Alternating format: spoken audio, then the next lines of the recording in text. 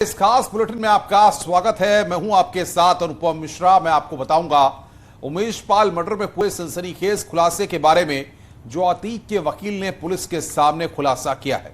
नमस्कार, मैं हूं आपके साथ मेनका चौधरी और मैं आपको बताऊंगी यूपी के अलग अलग जिलों में पीएफआई पर हो रहे एक्शन के बारे में कि कहां किस किस को पकड़ा गया है। आपके साथ मैं हूं शबाब। मैं आपको बताऊंगा आज उत्तर प्रदेश में एटीएस ने कहां छापे मारे हैं और कितने संदिग्धों को प्रदेश भर से उठाया गया है।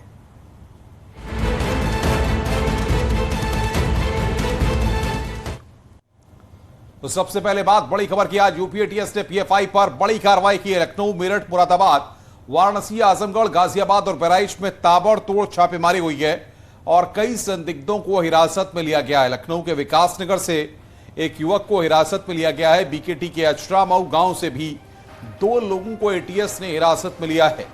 मेरठ के लिसाड़ी गेट इलाके से एक को हिरासत में लिया गया है। मवाना से भी एक संदिग्ध को हिरासत में लिया गया है। वहीं गाजियाबाद में भी यूपी एटीएस ने छापा मारा। मुरादनगर और कलछीना गांव से 2 लोगों को पकड़ा गया है, जबकि थाना भोजपुर से 4 संदिग्धों को पकड़ा गया है। यानी गाजियाबाद से कुल 6 लोगों को हिरासत में लिया गया है। आजमगढ़ में भी एटीएस ने दस्तक दी है और यहां से भी पीएफआई के 2 एजेंटों को उठाने की खबर है। बहराइच से पीएफआई के सक्रिय सदस्य से पूछताछ के बाद एटीएस उसे अपने साथ ले गई है। नज्म मुजम्मा पीएफआई का सक्रिय सदस्य है। बता दें कि एटीएस लगभग 14 लोगों को हिरासत में ले चुकी है। लखनऊ से 1, वाराणसी से 4, मुरादाबाद से 1, आजमगढ़ से 3 और मेरठ से 5 पीएफआई एजेंटों को हिरासत में लिया गया है। और शबाब से हम बातचीत करते हैं। शबाब, कहां तक इनका नेटवर्क फैला हुआ था और किस तरीके से इस पूरी कार्रवाई को अंजाम दिया गया है? बिल्कुल, देखिए, पीएफआई की सक्रियता को लेकर एटीएस पिछले कई दिनों से जांच पड़ताल कर रही थी, गोपनीय जांचें चल रही थी और उसका नतीजा यह है कि एटीएस ने आज एक मुश्त में कार्रवाई करते हुए प्रदेश भर से तकरीबन आधा दर्जन जिलों से 1 दर्जन से ज्यादा लोगों को हिरासत में लिया है। लखनऊ, आजमगढ़, बहराइच, मेरठ, गाजियाबाद समेत तमाम जिले हैं जहां से लोगों को हिरासत में लिया गया है। ये सभी लोग पीएफआई के साथ सक्रिय रूप से जुड़े हुए थे, लगातार उनकी संदिग्ध गतिविधियों में इन्वॉल्व थे और जैसा कि हम सब जानते हैं कि पीएफआई प्रतिबंधित है, उसके सभी सदस्यों को प्रतिबंधित किया जा चुका है। ऐसे में इन लोगों की सक्रियता बहुत सारे सवाल उठा रही थी और लखनऊ से 3 लोगों को हिरासत में लिया गया है, जो सूचनाएं मिल रही हैं। हालांकि ये बात आप समझते हैं कि एटीएस की जो कार्रवाइयां होती हैं ये बेहद गोपनीय तरीके से होती हैं, बिना किसी को पता चले ये कार्रवाइयां की जाती हैं। एटीएस लगातार कॉल रिकॉर्ड्स, लगातार एजेंट्स के मूवमेंट, लगातार उनके मेल मिलाप, उन सब पर नजर रखती है और उसके बाद इस तरीके की कार्रवाइयां होती हैं। जी शबाब, बने रहे हमारे साथ, और भी जानकारी आपसे लेंगे। लखीमपुर खीरी में एक बार फिर नेपाल से हाथियों का झुंड पहुंचा है, जिससे दुधवा टाइगर रिजर्व के आसपास के गांव में दहशत है, क्योंकि कई सालों से ये हाथी यहां आसपास के गांव में दहशत मचा रहे थे। 2 हाथियों के बीच सड़क पर लड़ाई की एक तस्वीर भी सामने आई, जो कि सोशल मीडिया पर अब वायरल हो रही है। लोगों का मानना है कि हाथी जंगल के आसपास के गांवों में आतंक का पर्याय बन चुके हैं।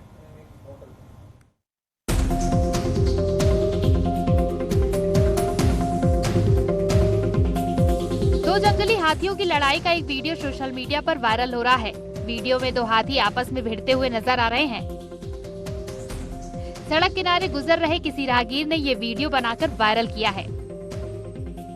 वीडियो हरिद्वार की चीला रेंज का बताकर शेयर किया जा रहा है। हालांकि राजाजी टाइगर रिजर्व के अधिकारी इसे टाइगर रिजर्व से बाहर का बता रहे हैं। न्यूज़ 18 भी इस वीडियो के चीला रेंज के होने की पुष्टि नहीं करता है, लेकिन बीच सड़क पर गजराज का ये मल्ल युद्ध सोशल मीडिया पर खूब वायरल हो रहा है। इस बीच लखीमपुर खीरी के दुधवा टाइगर रिजर्व से भी हाथियों के झुंड की तस्वीरें सामने आई हैं। बताया जा रहा है कि हाथियों का ये झुंड नेपाल के शुक्ला फाटा के जंगलों से निकलकर दुधवा टाइगर रिजर्व के जंगलों में आ गया है।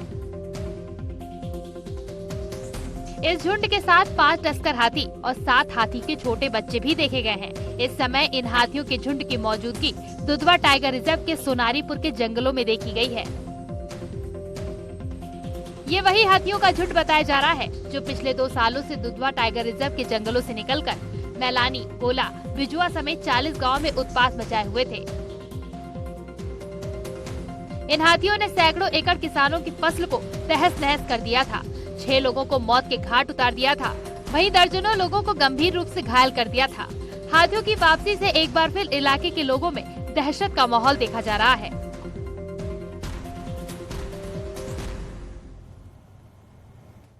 हाथी और शेर के बीच ये आपसी लड़ाई देखने को मिली, तो वहीं दूसरी तरफ देहरादून में भी तेंदुए के आतंक से लोग खौफजदा हैं। इस रिपोर्ट को देखिए।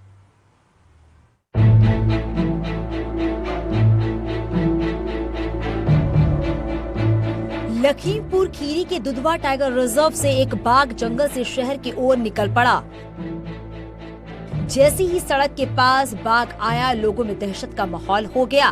बाघ पलिया कोतवाली के बसीनगर पुलिस चौकी के पास पहुंच गया था, जहां सड़क के किनारे लगी नरकूल में 1 घंटे तक बाघ बैठा रहा। सड़क से गुजरने वाले राहगीरों ने बाघ का वीडियो अपने मोबाइल में बनाया और सोशल मीडिया पर वायरल कर दिया। बाघ की मौजूदगी से वहां गुजरने वाले राहगीरों में दहशत का माहौल बन गया।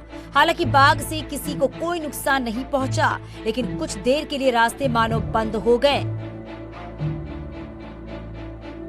ये तस्वीर देहरादून से सटे सहसपुर के शंकरपुर महमूद नगर गाँव की बताई जा रही है, जहां जंगल से आदमखोर गांव की ओर आ चुका है और शिकार की तलाश में गलियों में मंडरा रहा है, जिससे लोगों में दहशत का माहौल है। बताया जा रहा है कि इसी आदमखोर तेंदुए ने बीते शनिवार को गांव के एक 4 साल के बच्चे को अपना शिकार बनाया था। इसी बीच एक बार फिर गांव में इस तेंदुए को देखा गया। घटना के बाद गांव में दहशत का माहौल लगातार बना हुआ है।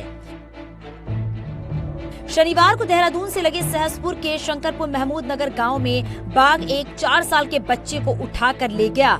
घटना के बाद गांव में दहशत का माहौल है। सहसपुर का यही वो लेपर्ड है जिसकी दहशत बनी हुई है। Bureau report, news 18।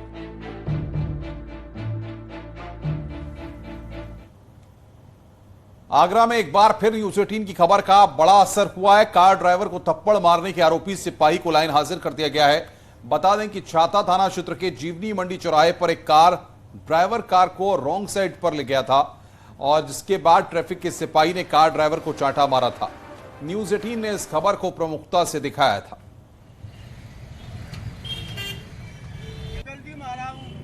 आपकी गलती है? गलती नहीं है, इतनी गलती है। नहीं, क्या गलती करी आपने? ये रॉन्ग साइड में निकल गया तो हाँ, इस पे हाथ चलाया था। ठीक है। उधर इटावा में कार चोरी की एक वारदात सीसीटीवी में रिकॉर्ड हुई है। मामला सिविल लाइंस के पास का है, जहां पर मैनपुरी अंडर ब्रिज के किनारे खड़ी बोलेरो चोरी हो गई। सीसीटीवी के आधार पर पुलिस ने चोर की तलाश शुरू कर दी है। तस्वीरें आपके सामने हैं, बोलेरो कैसे लेकर भागा चोर। सीसीटीवी फुटेज में आप देख सकते हैं, बहुत ही आसानी से जो पार्क बोलेरो थी वहां पहुंचता है और वो ताला तोड़कर ये शख्स गाड़ी में बैठता है, फिर बैक गियर में लेकर गाड़ी लेकर रफू चक्कर हो जाता है। फिलहाल इस चोर की तलाश में पुलिस सीसीटीवी फुटेज के आधार पर ही इसकी तलाश चल रही है। सफेद रंग के कपड़े में है, जिसने पीछे बैग टांग रखी है और बोलेरो को चोरी करने का ये वीडियो सामने आया।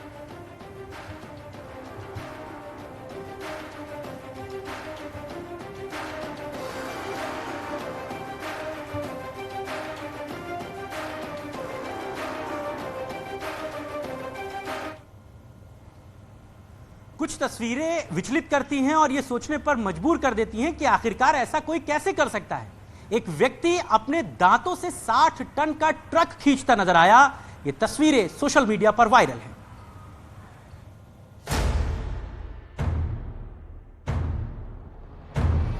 आपने बाहुबली तो बहुत देखे होंगे, लेकिन ऐसा महाबली शायद ही देखा हो।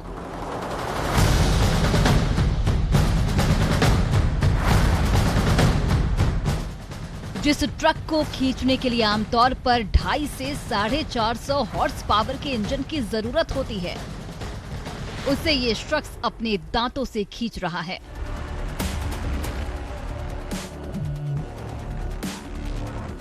और जब ट्रक खींच लिया तो फिर दूसरी गाड़ियों की क्या औकात।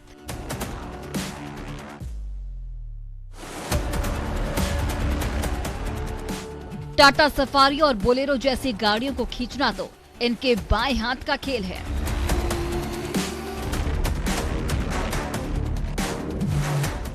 सिवान जिले के महाराजगंज के रहने वाले अंगद जी महाराज के दांत आम दांत नहीं बल्कि फौलाद हैं।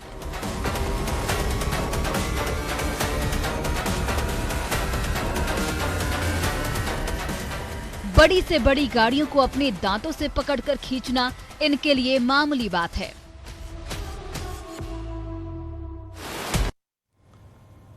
अल्मोड़ा में भांग का बेहतरीन उपयोग किया जा रहा है। एक शख्स भांग के रेशों से 50 तरह के कपड़े तैयार कर रहा है। इसकी अब धीरे धीरे डिमांड भी बढ़ने लगी है।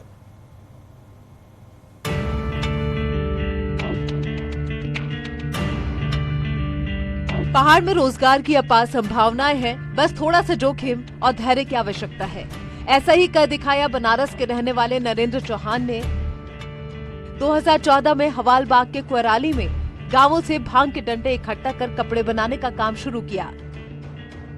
तो आज भांग के रेशों से बने कपड़ों की डिमांड देश के साथ ही विदेशों तक हो रही है।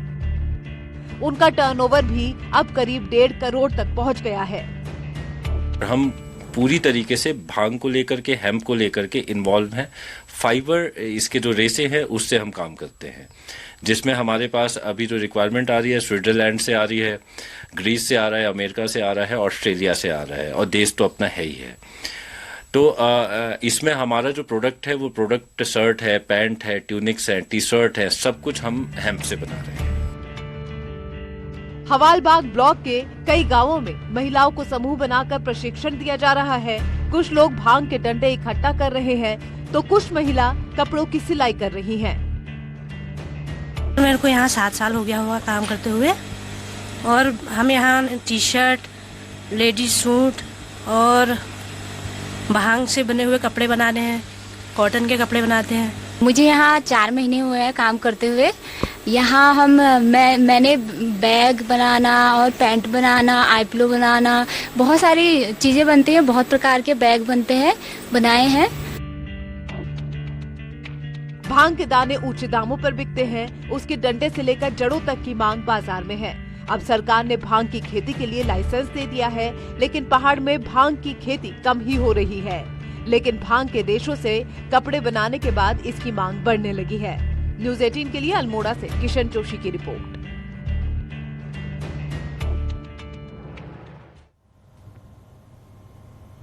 उधर उत्तरकाशी में एक बार फिर मौसम बदलने से यमुनोत्री धाम में बर्फबारी देखने को मिल रही है, जिससे कड़ाके की ठंड भी धाम में महसूस की जा रही है। हालांकि बर्फबारी होने से तीर्थयात्री काफी उत्साहित हैं और जमकर इसका आनंद भी उठा रहे हैं। यमुनोत्री धाम में बड़ी संख्या में तीर्थयात्री पहुंच रहे हैं। वहीं मौसम बदलने से ठंड की वजह से प्रशासन ने अतिरिक्त इंतजाम किए।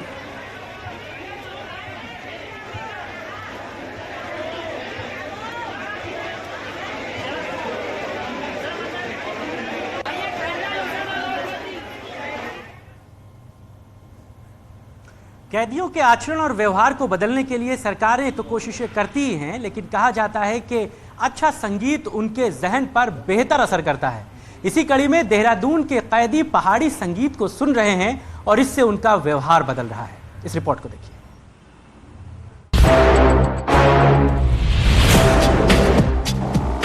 देहरादून की जेल में कैदियों के मनोरंजन के लिए ठीक 1 साल पहले रेडियो जेल की शुरुआत एक एनजीओ ने की थी, जिसमें रेडियो जॉकी भी कैदी थे और सुनने वाले भी कैदी ही थे।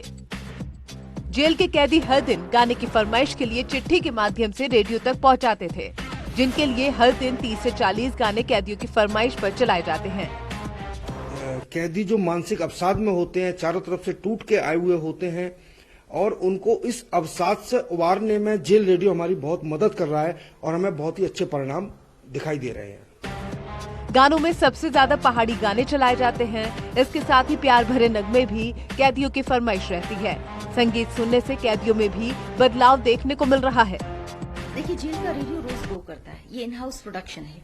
जेल के बंदी इसे सुनते हैं, बाहर की दुनिया सुन नहीं सकती।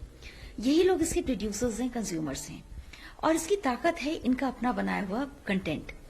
ये कंटेंट क्रिएटर्स हैं। तो जेल रेडियो जो है वो सारे बंदियों को किसी न किसी रूप में इंटरेक्ट करने का हमें अवसर प्रदान करता है, चाहे वो हमें कोई उनको इन्फॉर्मेशन देनी हो, संगीत मनोरंजन का कोई कार्यक्रम हो, लिटरेसी कैंप चलाना हो, इसके माध्यम से जेल प्रशासन बंदियों को जो है इंटरेक्ट। जेल में इस तरह के कार्यक्रम से कैदियों का व्यवहार भी धीरे धीरे बदल रहा है, जिससे वो सभ्य समाज में फिर से रहने के लिए तैयार हो रहे हैं और अपने किए पर पछतावे के साथ ही फिर से समाज में रहना चाह रहे हैं। न्यूज़ 18 के लिए देहरादून से सत्येंद्र बर्थवाल की रिपोर्ट। रुक रहे हैं यहां पर एक ब्रेक के लिए। खबरों का सिलसिला जारी है। यहां पर रुकेंगे एक छोटे से ब्रेक के लिए।